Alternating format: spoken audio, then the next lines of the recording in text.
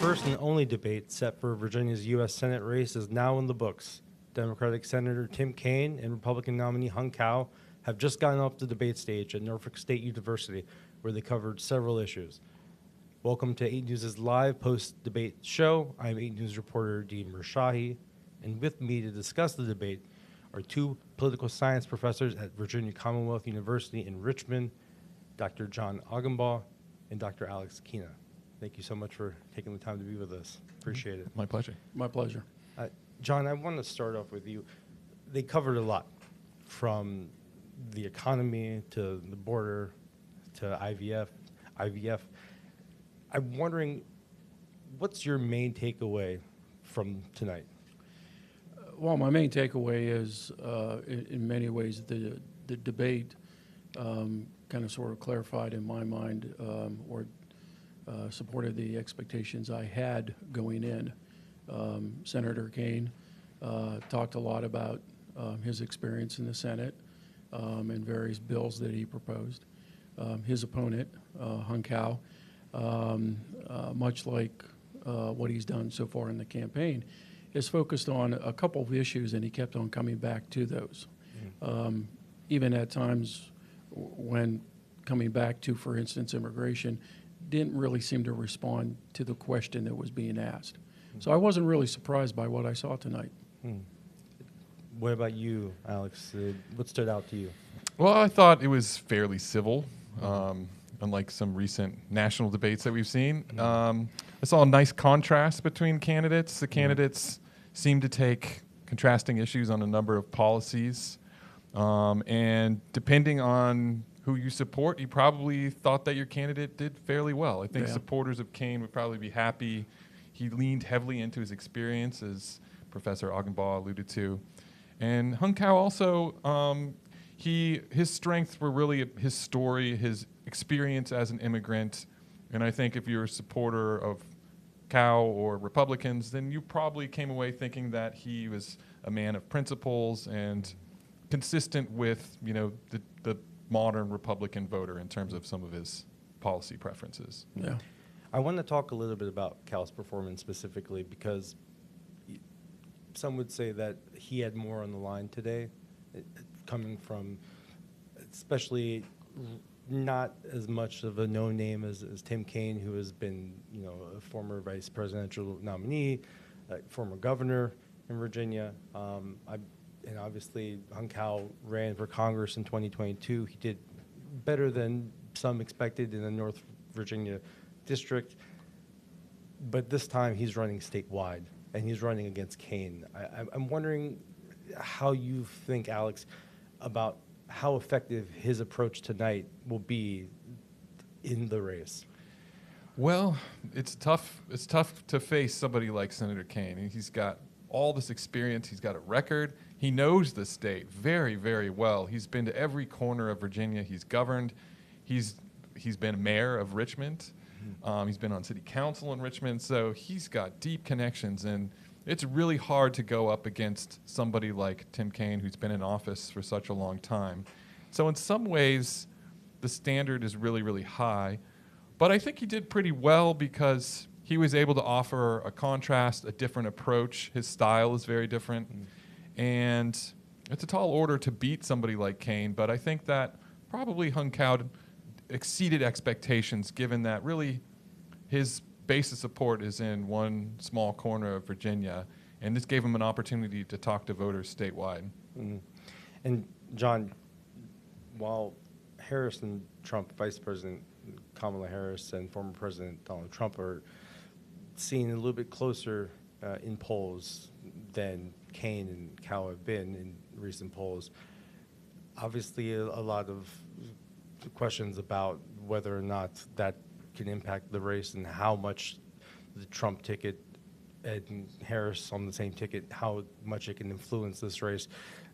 What do you make of polls showing a bigger gap between Cao and Kaine as opposed to Harris and Trump in Virginia? Well, in some ways, and I'm going to piggyback on something that Professor Kaine just mentioned.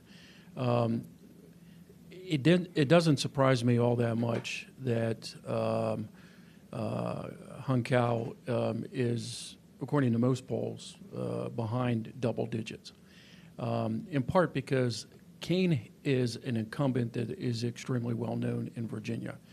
And there's an incumbency advantage for somebody with the kind of experience that Senator Kaine has.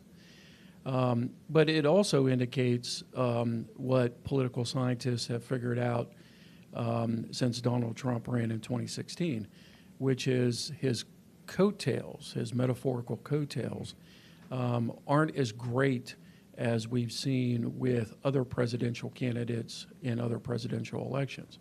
So even if Trump is doing better than Hung Cao, it does kind of sort of suggest that, again, Trump supporters are perhaps following Trump and not necessarily who Trump identifies for as candidates for down ballot elections like U.S. Senator. Yeah. And Yeah, no, that's a good point. I mean, his coattails are very, very small, it seems like. But it's also, I think that some voters actually feel good about splitting their ticket. Oh, yeah. Like you might be a diehard Trump supporter, but maybe when you go to the polls or somebody asks you in a public opinion poll who you're going to vote for senator, they note Kaine and they feel like they're not necessarily like a partisan hack. They might support somebody like Kaine who they're familiar with. Yeah. So a lot of voters evidently are splitting their ticket and crossing over. Even if they're voting for Trump, they might be more likely to vote for somebody like Kaine. And I don't know if it's going to be so much of an issue, Dean, in a state like Virginia, where the right to choose is not on the ballot. But in other states, it would not surprise me if you see a bunch of Trump supporters, people who vote for Trump, who also then vote for a ballot initiative or ballot referendum that protects a woman's right to choose.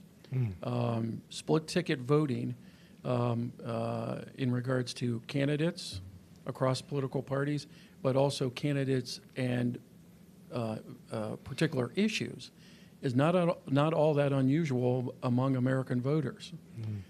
It perhaps also explains why we end up seeing, Dean, divided government between the Congress and the president, where we have a president of one party and at least one house of Congress is controlled by the opposition political party.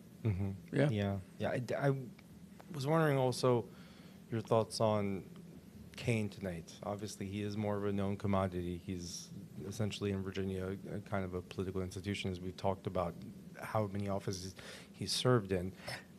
What do you think about how he performed today, especially when he was challenged by Cao in certain issues? If you're a Kaine supporter, Senator Kaine's performance was good, right? I mean, for somebody who's been in the, government service as long as Senator Kaine, it would be pretty natural at some point in time to expect, to, excuse the expression, phone it in, particularly because, again, as we just mentioned, Senator Kaine has a double-digit lead in most of the polls, right? But he didn't phone it in, right? So if you're a Kaine supporter, his performance tonight was, was very good, right?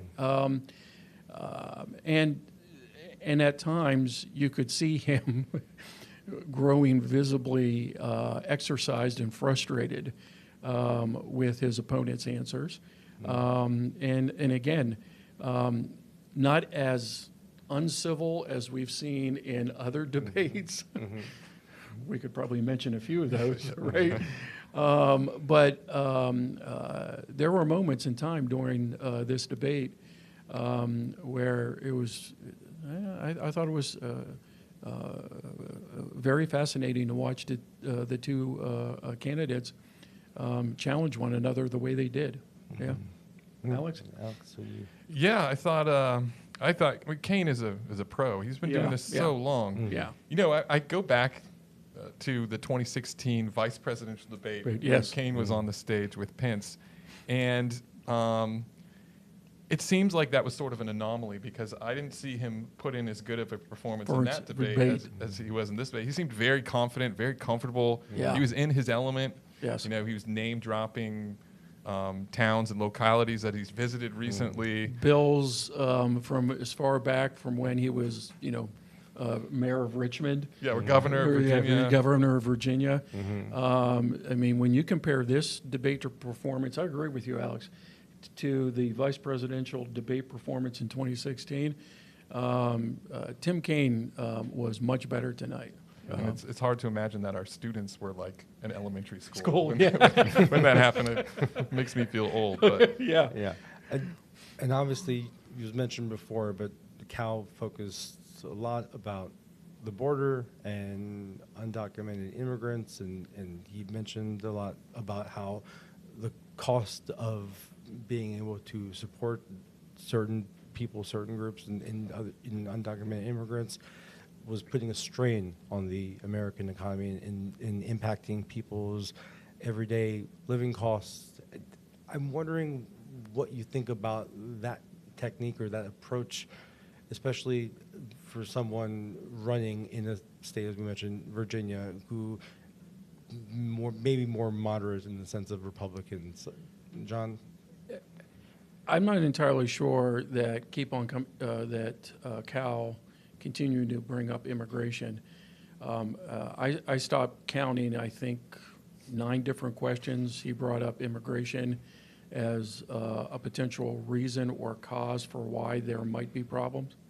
I'm not entirely sure that that's an approach that works in a state like Virginia, where so much of the population over the last 2 to 3 decades has migrated to the urban areas.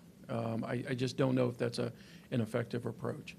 It will play to his base, no doubt about it. It will play to the base, but I wrote down a couple different times, Dean, Cal missed opportunities to present, if you will, a conservative, if you will, response to a particular policy problem that was embedded in one of the questions. And if the Cal campaign came to me and said, Professor Augenbaugh, what would you suggest, going forward? I would say,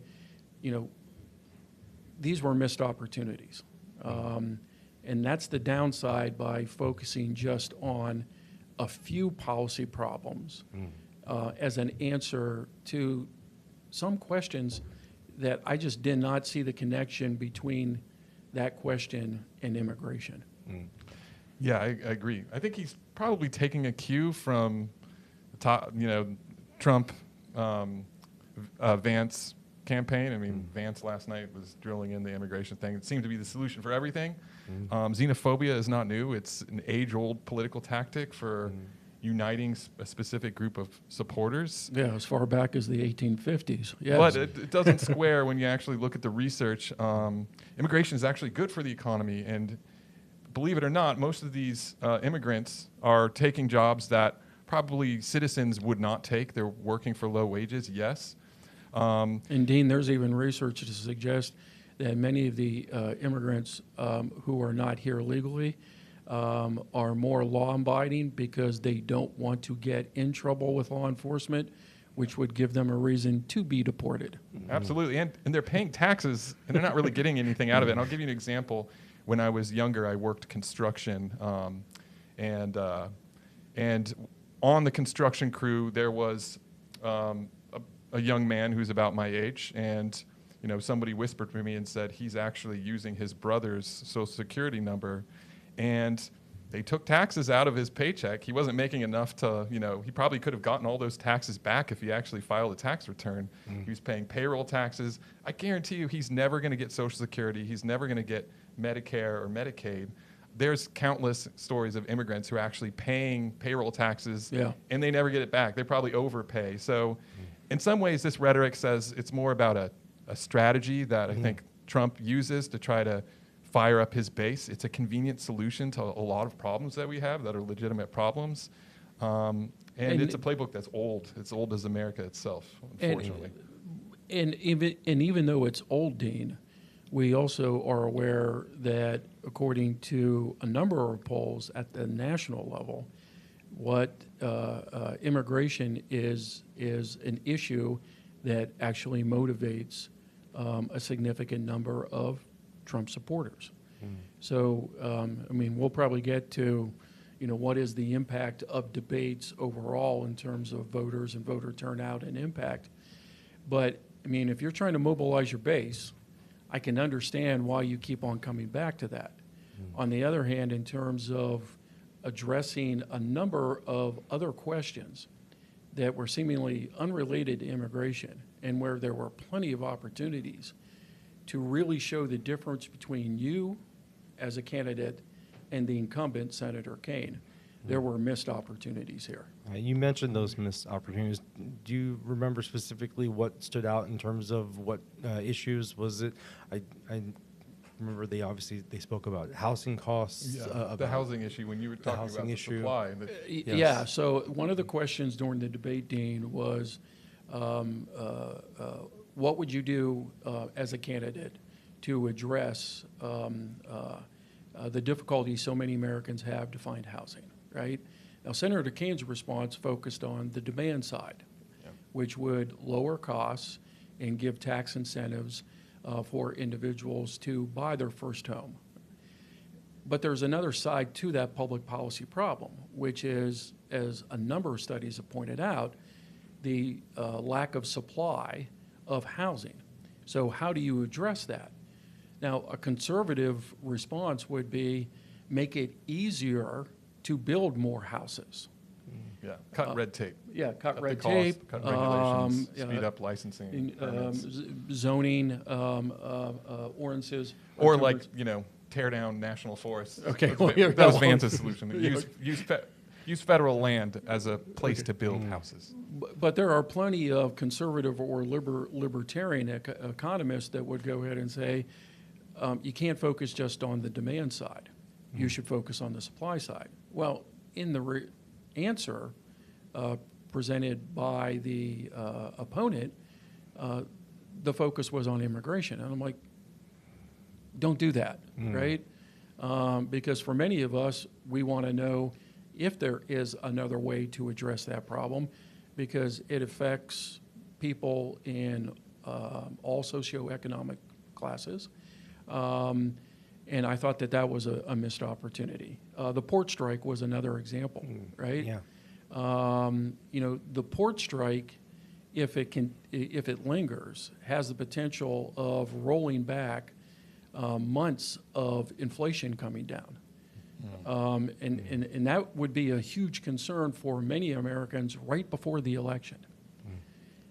But again, Cao's answer focused on immigration. I was just like, no, here's a real opportunity here to show the difference between a Republican and a Democratic candidate for Senate. And he missed that opportunity. Yeah, and in some ways, maybe this is Trump's takeover of the Republican Republican Party Party. is complete because, I was thinking about 12 years ago when Mitt Romney was running for president, and it seemed like a huge contrast between Obama and Romney. Yeah. That's probably the last true election where there was a conservative Republican who was focused on issues that were, conservative principled issues versus a Democratic liberal president. In many of Romney's, if you will, policy positions in the platform were market-based, which then would force Americans to go ahead and say, do we prefer a government response or a market response to various public policy problems? Yeah, and that used to sell as a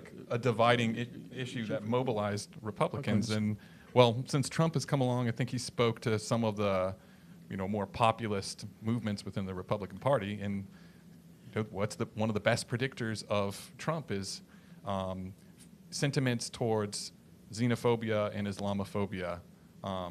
And that's the core of his message from day one. That's been the core of his message. In 2015, when he had his speech at the border wall, the rapists' speech. Yeah, so much, and Dr. Kaine, Dean just mentioned populism. So much of populist rhetoric is that outsiders are causing the problems that many in the public are encountering. And Trump's not the first one to use that kind of rhetoric, right? I mean, that is a common characteristic among populists. But in terms of giving voters a choice, again, it's almost too easy to go ahead and say, well, it can't just all be immigration. Are there systemic issues in regards to how the government responds to economic problems? Are there market solutions that could be tried? Could there be government and market cooperation to address some of these issues, right? Yeah. But that doesn't come up. And that's what I meant by missed opportunities. Because I think, Dr. Kaine makes a really good point. As recently as 2012, you had that kind of rhetoric from the Republican Party's standard bearer. And that's no longer the case. Yeah. Yeah.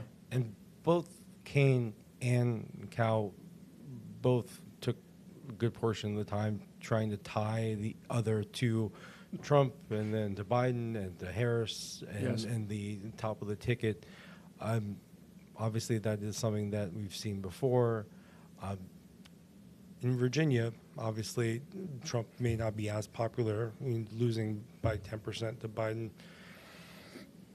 Is Kaine's, I guess, approach to continuously mention and talk about how Cao is more in line with Cao as opposed to maybe Glenn Youngkin, who won as a Republican in 2021, actually damage his ability to compete and upset, the incumbent in this race, do you think? I think one of the things that we're seeing across Senate races, not just in Virginia, but across the country, is a nationalization of these types of elections. Like a generation ago, these elections were all about local issues. And so if you were to watch a debate where the candidates are trying to tie themselves to a presidential candidate or polarizing, presidential candidate, that would not be a very effective strategy. No, but in the age of cable TV news and, of course, social media, we've seen increasingly these elections, people aren't necessarily voting about local issues the way they used to, and it really is about what's going on at the top of the ticket. So it's kind of like a process that's much bigger than Virginia and much bigger than the debate stage we saw tonight that's been going on. There's a set of incentives that candidates have to try to tie their opponents to national level politicians. Yeah, to Dr. Kino's point, if you know that many voters get their news from social media or cable news, and it's become more national in terms of focus, then paying attention or focusing on state or local issues doesn't make as much sense. And you can end up defining your candidate simply by connecting them to a well-known national figure who might not be all that popular within your state.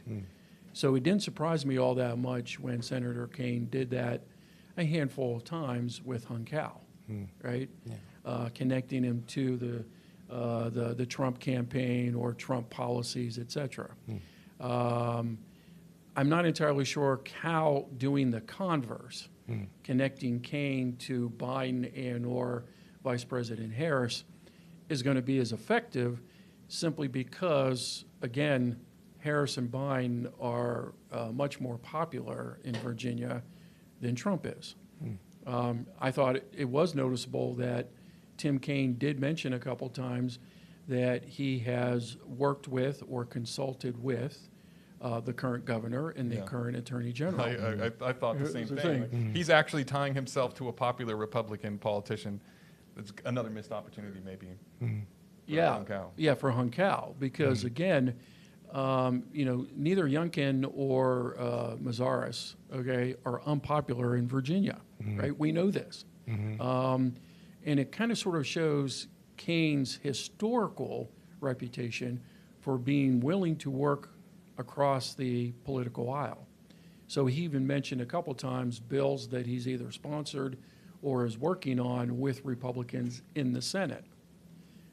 So again, that appeals to, I believe, a certain segment of the Virginia population that is perhaps more moderate than the National Democratic Party, and it sends a pretty clear message. I don't care who my colleagues are in the U.S. Senate, or maybe even in the White House. If I can find common ground, I will work with them.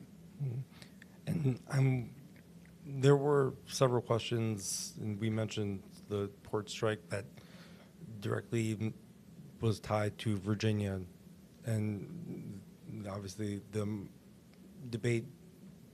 One of the first questions was on the economy and the high cost of living in Virginia compared nationally. Obviously, sometimes the candidates didn't directly answer the questions in terms of I think you're being diplomatic, Dean. in their policy solutions. Is that what you're reading? That oftentimes at times that when they are asked to, and they did follow up on them in terms of trying to get answers on policy questions and policies that they support to combat inflation and to help lower costs. In terms of that message to voters, how effective do you think that will be, Alex? It's really hard to say, and we've talked a little bit about this. It really speaks to what's the benefit of a debate like this. What's the goal of a debate like this? And I feel like in the 1960s, when you're, watching Nixon versus Kennedy, it was really the traditional debate skills: who can come up with the best reasons, who can use logic to support their arguments. And I think because politics was run by a bunch of overeducated men, that that was a tendency that most voters were just like us. They weighed different candidates' positions, and they made a strategic decision about who to support based on which candidate was closer to them in ideological space. But today, it's like all of that is out the window. Yeah, and what kind of logic did they use in formulating an answer? I mean, tonight there's how many times during the debate, Alex, where both you and I chuckled at an answer simply because we were like, "Where's the logic here?" Yeah, we wouldn't give our students a pass if that was the response to one of our questions. But the thing is, it may not actually matter at all, and the value of a debate for a candidate may be more performative. People are emotional beings, and if you can inspire your supporters, then that may increase turnout in your base. And so, when you talk about Trump, basically claiming that immigrants are eating cats and dogs, like, it doesn't matter really to his supporters whether there's any truth value to that. If that's sort of confirming a bias that they have, or if that's telling them what they want to hear, or inspiring them, or at least motivating them through fear, then he may actually see a boost. Whereas, you can imagine 20 or 30 years ago, if presidential candidate said something like that on stage, they would be laughed away, and people probably wouldn't take them seriously. Well, today, it's a different scenario, and maybe the value of a debate is less about who wins and who comes up with the best arguments, and more about who is most inspiring to their supporters. Yeah, because political scientists have understood for decades that typically debates help candidates mobilize their supporters. Typically, debates have very little impact on the quote-unquote undecided voter. First of all, we political scientists are very skeptical when people claim that they are undecided. Most undecideds lean a particular way, and they generally vote that way in most elections. If they decide to vote at all. If they vote at all, right? So if you tuned in tonight and you were hoping that Hung Cao would fight back and would challenge Senator Tim Kaine, then you probably were not disappointed in the performance, and you still will probably go out and vote for Hung Cao in November. Likewise, if you are a supporter of Senator Kaine, and you generally value that kind of experience and that kind of of approach that he's had. I mean, it's a Senator Kaine approach. We know what we're going to get from him, right? Yeah. Okay. He did not disappoint.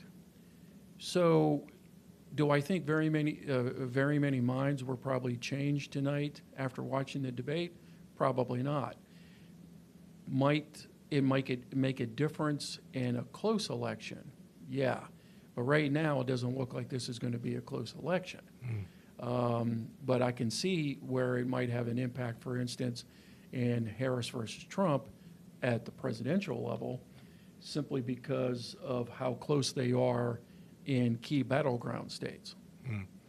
And a big issue, obviously, leading up and is abortion, reproductive rights after Roe fell, and that is a time when Cao did challenge Kaine for his stance, and Kaine says that he believes that the basic protections of Roe should be put back, and Cao has repeated what Republicans have said, that they believe it should be up to the states. Obviously, this is an issue that has gained a lot of attention.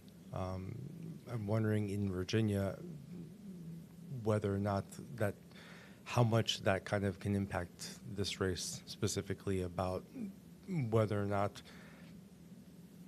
it doesn't appear that any kind of national ban could make it through Congress, but obviously you never know.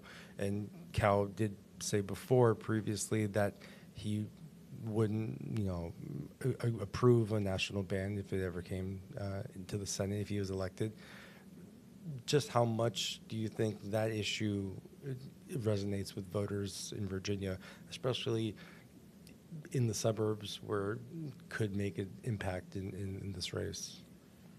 I mean, what we've seen in elections since the Supreme Court's decision in Dobbs is that a number of close elections have been impacted by the number of women and supporters of a woman's right to choose actually voting. And it would not surprise me if we find out, Dean, after the elections this fall, that it ends up having a significant impact in a number of battleground states. Again, in Virginia, I would be really surprised if, Donald Trump won the state in November, and I would be even more surprised if Hung Cao defeated Senator Tim Kaine, simply because, in part, I think women voters, but also all voters who are supportive of a woman's right to choose, are going to be motivated to turn out and vote. Yeah, I mean, it's important to also note that there are a lot of Trump supporters who might actually be in favor of reproductive rights, and who didn't necessarily want to see Roe v. Wade overturned. So you could have a scenario where somebody might vote for Trump, but they might be more inclined to support Kaine because they're in favor of reproductive rights. So, and again, if you get divided government, it makes it impossible for the United States Congress to pass a bill that will be signed into law by a president going in either direction. Forget about it. Either a federal law that protects a woman's right to choose, or a federal law banning a woman's right to choose.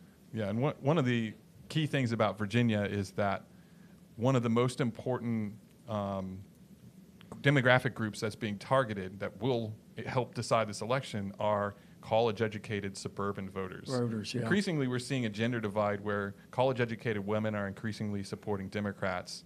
Men in general are increasingly supporting Republicans. So, and that's even more the case if the male does not have a college degree. Right. And one of the changes that we've seen in Virginia, at least since I was a kid, is that areas like Northern Virginia, the suburbs, are growing in population, and they're growing in terms of well-educated voters. Yes. And this is because of economic opportunities. You see people traveling from other states to come to Virginia for economic opportunities here. And that changes the scenario. You've seen this where Republicans have really won only one statewide election cycle in the past, going back to 2009. And this is largely reflective of these demographic changes we've seen in Virginia, where the population is becoming more educated, especially the Northern Virginia area, but also Central Virginia as well. And that makes it even more difficult, Dean, for Republican candidates in statewide elections in Virginia. Their potential base has shrunk. The Democratic Party's base has increased.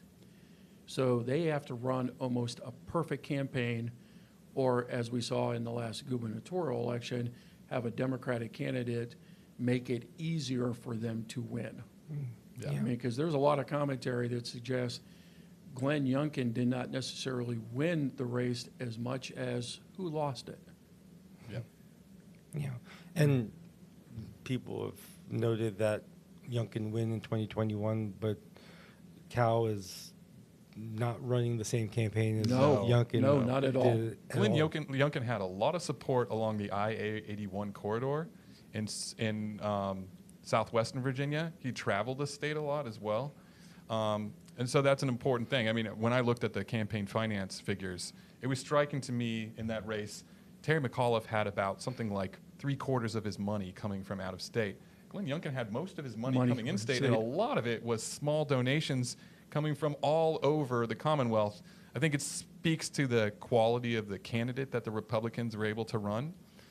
Somebody who seems sort of tempered, Not nice. over, not, well, I mean, let's just cut to the chase. Not over the top, right? Yeah. Well-spoken. Well-spoken, and he found a couple issues that really resonated with, and you mentioned this just a few moments ago, Dean, suburban voters. Yeah. All right? When you start talking about suburban voters and schools, a lot of folks all of a sudden start paying attention. Yep. Yeah, and I want to kind of talk a little bit about the location of the debate. Norfolk State University, an HBCU. Kaine mentioned it multiple times. It's within the district of the 2nd Congressional District, so not the 2nd, the 3rd, with Congressman Bobby Scott, which is seen as a safe Democratic seat. But it's in the area of the 2nd Congressional District race, which we all know is expected to be one of the tougher ones in Virginia. Yes. I'm wondering what you think about the planning ahead of having this debate located in the area of Hampton Roads or in the area of that, and this race's impact on other races that in Virginia that could be tighter. Obviously, I'm thinking about the 2nd, but also the 7th.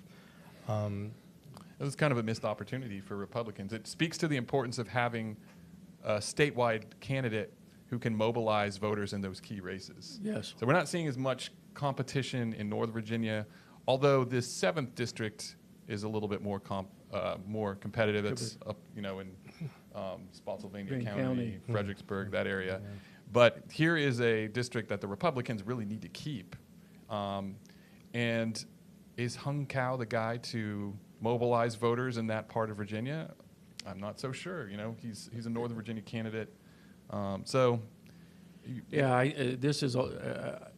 I thought the location and only having one debate was a missed opportunity for the Republican Party, particularly if they're even remotely interested or concerned about maintaining or building upon their representation in the House of Representatives. And again, this is one of the downsides when you,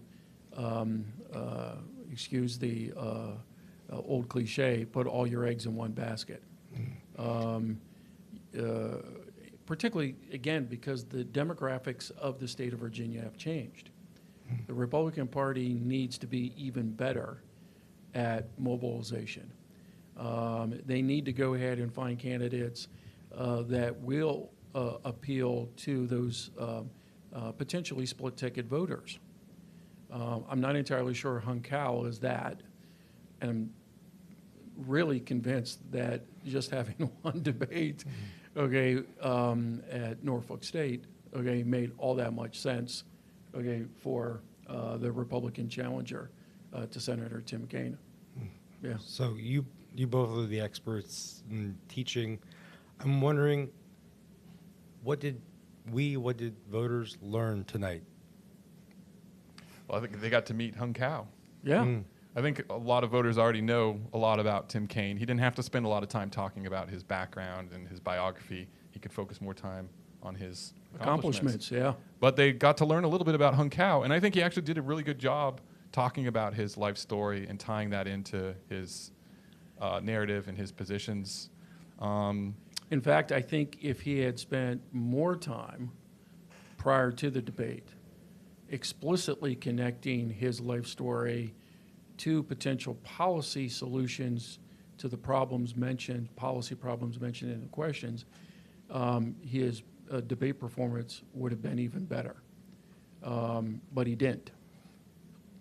And again, that's another lost opportunity. I'm kind of sort of thinking that Alex and I would have liked to gone ahead and given some advice and counsel before the debate. Only if they paid me $1 million. So, just final thoughts. I was wondering what you both are looking ahead to. What, in terms of this race, but Virginia as a whole? I'm going to very much enjoy, once the data comes in post-election, of deconstructing where the votes are, comparing voter turnout in different localities to see where enthusiasm was higher or lower. And also comparing the difference between Trump and Cao will tell you a lot about the Republican Party as well. Yeah, I agree with Alex. And something that Alex focuses quite a bit of time on that I think, or I wish more voters would give some thought to is where was the money raised, from whom? Was it raised from sources out of state, in state, et cetera? But then how was the money spent? Because that tells us a lot about whether the national parties, what they think about how competitive a state is. So I'm going to be looking forward to that. On a national level, there are a number of different theories that explain how candidates should run presidential campaigns that will be put to the test this fall. So I'll be interested. Absolutely. So I'll be interested to see if we find any support for those theories, or if we, once again, as political scientists, just kind of sort of throw up our hands and say, well, back to the drawing board, folks. Yeah, exactly. Well, Dr. Augenbaugh, Dr. Kaine, I really appreciate the time. Thank you so much for showing your expertise. Anyone that wants to watch the highlights of the debate can go to WRC.com and watch the post-debate show. You can watch it on WRC.com. Thank you again, and have a good night. Thanks for having us.